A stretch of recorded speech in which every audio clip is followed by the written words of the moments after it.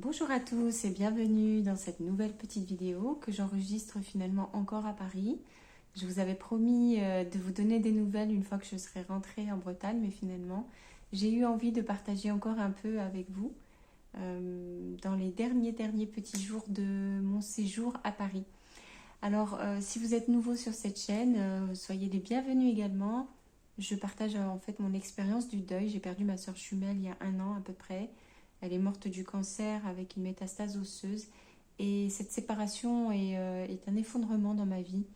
Je suis la jumelle survivante et la séparation, comme je viens de dire, est terriblement douloureuse. Et j'ai décidé de créer cette chaîne pour témoigner de cette expérience-là et puis de voir jusqu'à quel point j'arrive à tenir le coup. Voilà. Alors vous êtes un certain nombre à vous être abonnés à cette chaîne, je vous en remercie, et qui ont déjà partagé leur histoire. Vous êtes aussi les bienvenus pour vous abonner si ça vous intéresse. Également partager votre histoire sur cette chaîne. C'est un espace de parole libre et qui tourne autour de cette expérience du deuil, de la séparation. Elle peut être très ancienne ou récente. La douleur, je pense, est toujours la même. Voilà, bah écoutez, encore une fois, bonjour à tous. Et donc je suis encore à Paris, je suis toujours chez mon ami. Je retourne là vraiment incessamment sous peu en Bretagne, dans mon appartement. Et ce que j'avais envie de partager avec vous, c'est voilà, c'est la suite. La suite. Tant que je ne suis pas encore retournée en Bretagne, j'en profite vraiment pour prendre de la distance avec ma vie. Et puis finalement, j'ai vécu cette année 2023, qui a été donc l'année, le début de l'année. Ma sœur est morte le 5 janvier, qui a démarré directement avec le deuil, directement avec la séparation. Et puis toute l'année s'est déroulée sans que j'arrive à comprendre que j'étais vraiment vivante. J'ai perdu la notion de beaucoup de choses, la notion du temps, la notion de l'espace. J'ai perdu beaucoup de fonctions cérébrales. Je suis en état de choc en fait encore. Et ça fait seulement un an. Donc, ou ça fait déjà un an. Je ne sais pas comment le dire. Mais je suis pas du tout remise de ce deuil. Là, on est en 2024. J'ai toujours l'impression qu'on est en début 2024 parce que là encore, j'ai eu un autre choc, bien sûr beaucoup moins important. Mais début 24, je crois que c'est vers le 12 janvier, un truc comme ça, où j'apprends que je ne peux pas continuer le projet dans lequel j'étais dans les Pyrénées et que je ne peux pas revenir non plus là où j'étais dans les Pyrénées, dire au revoir aux gens que j'avais rencontrés et faire le deuil de ce projet dans lequel je m'étais investie. Donc j'apprends ce jour-là que tout est terminé et qu'il faut que je me crée une autre vie pour toute cette année 2024. Donc c'est pour ça que j'ai encore l'impression qu'on est à cette date-là, mais en fin de compte, là on est déjà en mars et je vois pas le temps passer parce que le temps est figé complètement pour moi. Je navigue dans un espace-temps là depuis un an qui est complètement dingue. J'aurais jamais pu croire que c'était possible de vivre sans avoir conscience du temps. Chaque fois que quelqu'un me parle, je ne sais pas exactement quel mois on est. Quand on me dit l'été, l'hiver, j'arrive plus à savoir qui est avant l'autre. Évidemment qu'il y en a un qui précède l'autre et ainsi de suite, mais j'ai perdu la notion vraiment du temps, voilà, des choses qui passent. Et donc là, je me dis, bon, là, objectivement, j'ai passé une année, l'année 2023. Maintenant, je démarre l'année 2024. Qu'est-ce que je vais faire de cette année 2024? Comment je vais vivre cette année 2024? Vous qui me suivez depuis longtemps, vous savez que je suis dans cette croyance qu'on a une âme et que cette âme est venue sur Terre pour faire un certain nombre de choses et que nous avons aussi la possibilité de nous réincarner, que ce n'est pas la première fois que je suis venue sur cette Terre, etc., etc. Alors bien évidemment, vous pouvez me dire dans vos commentaires si vous aussi vous croyez en ça et en quoi vous croyez. Sinon, qu'est-ce que ça signifie pour vous la mort? Qu'est-ce qui se passe au moment de la mort? Donc je me dis, ben voilà, je suis là, je suis restée là. Ma soeur jumelle est morte, donc il y a forcément une raison. Je suis là pour apprendre une leçon. En fait, pour l'instant, moi j'ai l'impression que je ne fais que galérer. J'ai l'impression que tout mon espace-temps, c'est tu galéreras et tu galéreras encore et encore. et à chaque fois tu t'enthousiasmeras pour une nouvelle communauté, une nouvelle activité, un nouveau travail, un nouvel environnement, et tu te tromperas et tu galéreras de nouveau et tu repartiras à zéro et ainsi de suite. Donc là, j'ai vécu que ça, je suis épuisée de tout ça. Et donc là, je regarde de loin l'année 2024 et je me dis, ah, mais où est-ce que je vais encore mettre les pieds cette fois-ci, hein? Qu'est-ce que je fais? Et alors, ben voilà, j'en profite parce que vous êtes là. Je vous pose la question, qu'est-ce que je fais? Est-ce que je prends la décision de me protéger, de me créer un petit cocon douillet en Bretagne dans cet appartement qui n'est pas encore équipé du tout? J'ai refusé d'acheter un sommier, un lit parce que je me projetais pas dans la vie sur place. Est-ce que j'en crée un petit cocon agréable? Alors avec les moyens du bord, hein, j'ai pas dit que j'allais passer chez un architecte d'intérieur, hein, c'est pas du tout ça. Mais voilà, en gros, est-ce que je m'équipe réellement et que je fais mon petit trou et voilà, en sécurité. Alors, je vais avoir un passage, si vous regardez les vidéos précédentes que j'ai eues, là, que j'ai postées ces dernières semaines, vous allez voir que j'ai passé 3 semaines et demie, moi j'appelle une incarcération, parce que je me suis forcée à aller dans cet appartement et à y rester. J'y suis restée complètement seule, ça a été extrêmement difficile, j'ai été totalement isolée, j'ai vécu de plein fouet l'isolement, la solitude, la douleur du deuil, de revenir dans cet endroit-là avec les affaires de ma soeur et tout ça. Ça a été horrible. Je ne suis pas prête d'oublier cet épisode. Je le savais que ça allait être dur, mais ça a été dur. Et j'étais pas équipée, donc je dormais par terre sur des couvertures. Voilà, je m'en fous en fait, hein. Moi, les apparences extérieures, je m'en fous complètement. Mais je ne me sentais quand même pas bien. Au bout d'un moment, je me disais, mais qu'est-ce que tu fais là? On dirait que ta vie est finie. Tu te donnes même plus la peine d'avoir un matelas pour dormir. Ça veut dire quoi? Alors, je veux pas, hein, que vous croyiez que je sois une victime, la pauvre fille, elle a pas de quoi s'acheter un matelas. C'est pas ça du tout, hein. Qu'on se comprenne bien, je suis pas une victime, je suis responsable, mais c'est juste que je ne sais pas dans quelle direction aller, et je suis restée un peu bloquée. Très contente, c'est vrai, de vivre dans cet appartement qui était complètement, c'est un appartement neuf, qui est joli.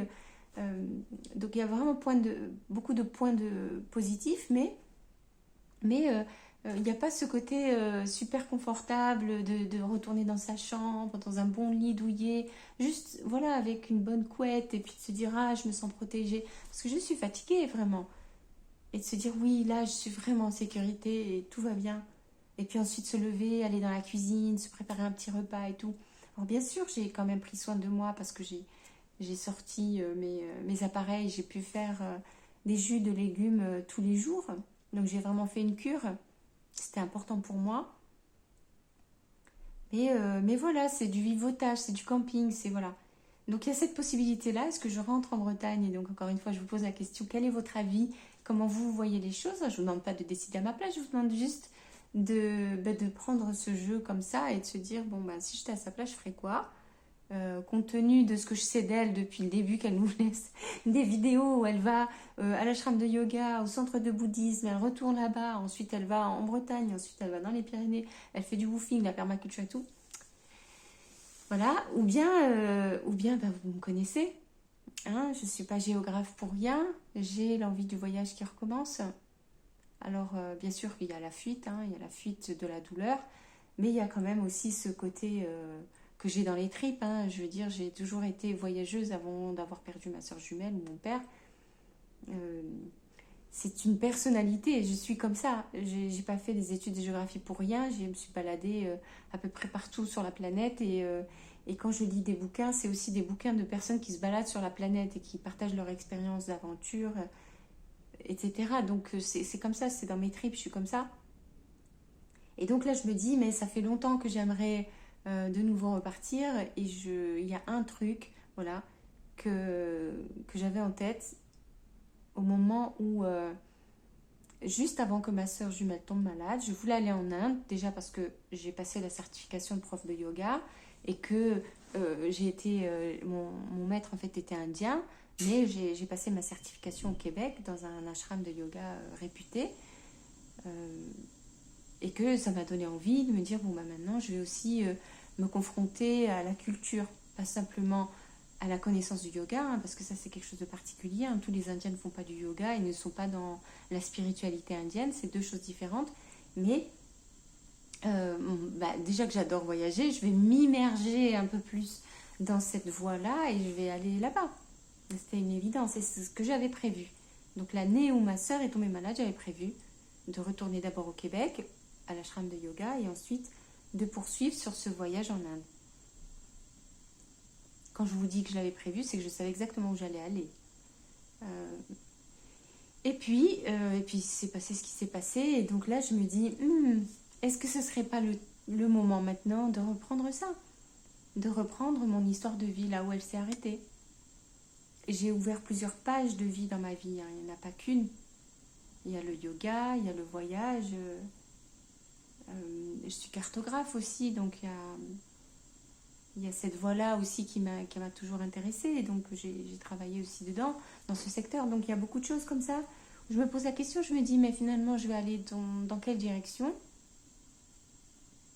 Et peut-être, est-ce que ce serait pas plus simple de commencer d'abord par la santé? Parce que réellement, je suis dans un état de surmenage à tous les niveaux. Je n'arrive pas à remonter en énergie. J'ai essayé beaucoup de choses, là vous avez vu. Alors je m'en sors très très bien parce que j'ai revu encore le médecin cette semaine qui m'a dit, parce que j'ai une infection dentaire localisée sur l'os dentaire que je vais donc soigner et qui m'a dit mais vous n'avez pas tel et tel symptôme, etc. Je dis non. Il me dit bah c'est bon, alors vous avez quand même un bon système immunitaire, ça bosse bien là. Donc je suis contente parce que c'est vrai, parce que je fais des efforts pour ça aussi. Hein. Puis je suis réellement en train de passer aussi, j'allais dire, mes certifications en naturopathie hygiéniste. Donc c'est normal que j'ai des connaissances, je sais comment faire. Mais n'empêche que c'est agréable de voir que ça fonctionne. Mais je me dis quand même, un de mes choix, c'était quand même quand ma soeur est tombée malade, toutes les deux, on s'était dit, nous allons aller en Inde et nous allons faire ce qu'on appelle là-bas un panchakarma. C'est une période de 2 semaines en moyenne en général. On est dans une clinique de médecine ayurvédique dans laquelle on fait des cures pour régénérer en fait l'organisme. Donc en fait il y a plusieurs phases hein, dans ce traitement. C'est des protocoles qui sont très connus et qui aident énormément à nettoyer les corps de toutes les pathologies qu'on peut avoir, les pathogènes qui peuvent être stagnants, etc. Je ne vais pas rentrer dans les détails, peut-être que je ferai une vidéo. Dites-moi si ça vous intéresse et je ferai peut-être des vidéos quand je rentrerai en Bretagne sur cette thématique de médecine douce, ancienne, traditionnelle, efficace, qui fonctionne dans des cas de figure bien particuliers. Donc ça serait sympa peut-être aussi de vous partager tout ça. Mais en tout cas, voilà, c'était clairement une envie qu'on avait toutes les deux. Bon, c'est évident que c'est venu aussi beaucoup de moi parce que j'avais déjà envie de le faire juste l'année précédente. Et ça n'a pas pu être fait. On n'a pas pu mettre ce projet en place. Donc je me dis, au fond de moi, je savais dans la dernière année de ma sœur, je m'étais dit, si jamais il se passe quelque chose de grave, je vais en crever. Donc, j'aurais pas d'autre choix que de prendre ma santé au sérieux, là. Et pour prendre ma santé au sérieux, ben, c'était se mettre dans des bonnes conditions, dans un bon contexte pour vraiment faire ce qu'il faut. Et peux vous assurer que c'est pas drôle quand même de faire des cures comme ça. C'est comme si je vous disais, je vais faire un jeûne long de 2 semaines ou 3 semaines. J'ai déjà fait 2 semaines une fois. J'ai refait, c'est vrai, quand ma soeur était encore vivante, le dernier été où elle était vivante, j'ai fait un jeûne de 7 jours, un jeûne hydrique. Hein. Je buvais que de l'eau et j'étais au repos. Et depuis, je n'ai plus fait quoi que ce soit, à part des cures de jus de légumes. J'ai pas fait tout ce que je fais d'habitude. Et donc voilà, je me dis, mais est-ce que ce serait pas le moment de de reprendre voilà, ma santé en main. Et ça signifie de repartir sur les routes, ça signifie mettre les clés sous la porte, reprendre l'avion, s'en aller. Voilà. Et vous savez à quel point c'est quelque chose qui m'intéresse, j'adore ça. Mais est-ce que j'ai suffisamment de force pour le faire? Est-ce que c'est le bon moment pour le faire? Parce que moi, j'avais prévu à cette époque-là de faire un voyage long, comme j'ai l'habitude de faire. C'est que de plus en plus, j'aime bien partir sur plusieurs mois pour avoir vraiment une expérience longue. Parce que souvent, je fais des formations. Je vais jamais comme ça en vacances. J'aime pas juste rester à rien faire. Donc, je prévois toujours de faire une formation ou quelque chose comme ça. Donc, je reste souvent beaucoup plus longtemps. Donc, mon idée était de rester plus longtemps. Mais là, je me dis, est-ce que je ne ferais pas les choses un peu de façon plus raisonnable et de me dire, je fais un séjour plus raisonnable, plus court. Dans mon cadre de figure, il faut quand même un certain temps. On ne peut pas faire les choses à la va-vite. Mais par exemple, partir quelque chose comme 2 mois et revenir. Et ensuite réfléchir et repartir. Donc, je ne sais pas parce que... Alors, en tout état de cause, je me suis rendu compte que je n'avancerais pas si j'avais pas plus d'informations. Et si je voulais me prendre au sérieux, il fallait aussi que je mette quelques graines à germer. Et ce que j'ai fait, c'est que je suis allée à la librairie en toute dernière limite avant de partir. Et je suis allée acheter le guide de l'Inde du Sud. Alors déjà là, ça a été compliqué parce que le guide, il se partage en deux. L'Inde, c'est quasiment un continent. Donc on appelle ça le subcontinent indien, c'est pas pour rien, c'est immense. Et donc ils ont partagé à juste titre le guide touristique, on va dire, avec toutes les infos, des formalités, tout ce qu'il faut, en deux, l'Inde du Nord et l'Inde du Sud. Et déjà là, sur le rayon, il fallait que je choisisse, alors que pour l'instant je vais nulle part et je sais même pas qu'est-ce que je vais faire, ni si un jour je vais faire quoi que ce soit. Mais il fallait que je choisisse, c'était l'Inde du Sud ou l'Inde du Nord. Et moi, en fait, au fond, c'est l'Inde du Nord que je voulais faire parce que c'est l'Himalaya qui m'intéresse, parce qu'il y a aussi le Tibet, etc. J'ai quand même aussi beaucoup d'attirance par rapport à ça. Mais les centres de Panchakarma que je connais, ce que j'avais prévu de faire, etc., se trouvent dans le sud de l'Inde. Donc je me suis dit, commence par le début, là où tu t'étais arrêté. Donc tu prends le guide, puis si jamais j'ai le courage, je commencerai à le feuilleter, à regarder, puis on verra bien si quelque chose sort de tout ça.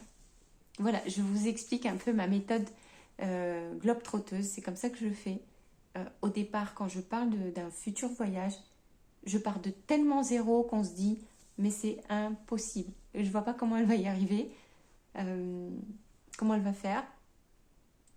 Et c'est comme ça que je fais. Et pourtant, j'ai réussi à voyager en Australie, Indonésie, Guyane, États-Unis, etc.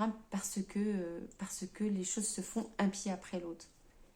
Et il faut juste que je sache si j'ai suffisamment de force mentale et de force physique pour me confronter de nouveau à la vie, au voyage, à l'adaptation, etc. Mais sincèrement, oui, j'en ai vraiment envie. Si j'avais pas, comme tout le monde, hein, des problèmes matériels concrets, vraiment concrets, je prendrais un billet d'avion tout de suite en me disant pars et tu verras bien. Mais on est énormément freiné par les conditions matérielles, évidemment, parce que c'est la réalité aussi. Je raccroche là-dessus et je vous dis à bientôt.